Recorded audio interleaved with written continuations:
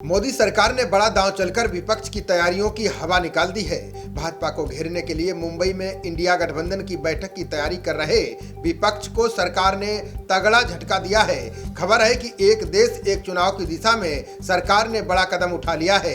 इसके लिए 18 से 22 सितंबर तक मोदी सरकार 5 दिवसीय विशेष सत्र बुलाने जा रही है। वहीं विशेष सत्र पर कई प्रश्न खड़े किए जा रहे हैं। विपक्ष ने इसे बौखलाहट में उठाया गया कदम करार दिया है। मोदी सरकार ने एक देश एक चुनाव की दिशा में पहला कदम उठा लिया है।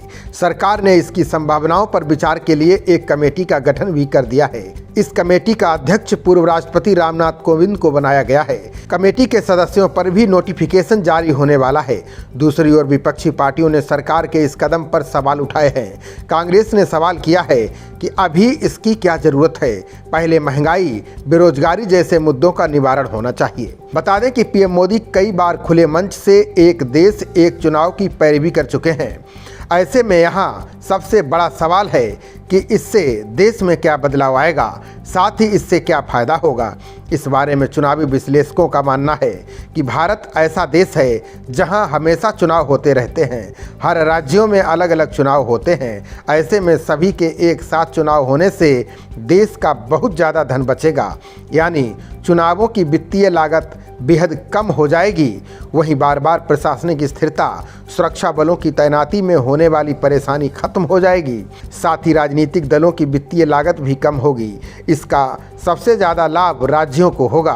बार बार होने वाले चुनावों की वजह से आदर्श आचार संहिता लागू करनी पड़ती है। इससे सरकार समय पर कोई नीतिगत फैसला नहीं ले पाती है। इससे योजनाओं को लागू करने में दिक्कतें आती हैं। इससे यकीनन विकास कार्य प्रभावित होते हैं। ये व्यवस्था पहली बार नहीं हो रही है।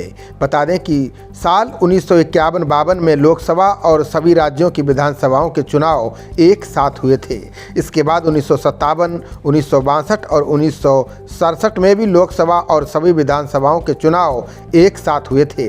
बाद में 1968, 1969 में कुछ विधानसभाओं के समय से पहले भंग होने और 1970 में लोकसभा को समय से पहले भंग होने से ये चुनाव चक्रवादित हो गए। यही वजह है कि अब स्थिति ये हो गई है कि हर साल कहीं ना कहीं चुनाव होते रहते हैं। सरकार के लिए एक देश एक चुनाव का फैसला लागू करना और इस पर कानून बनाना आसान नहीं होगा। बता दें कि एक साथ चुनाव कराने के लिए कई विधानसभाओं के कार्यकाल में मनमाने ढंग से कटौती करनी पड़ेगी, जिसका विरोध होना तय है।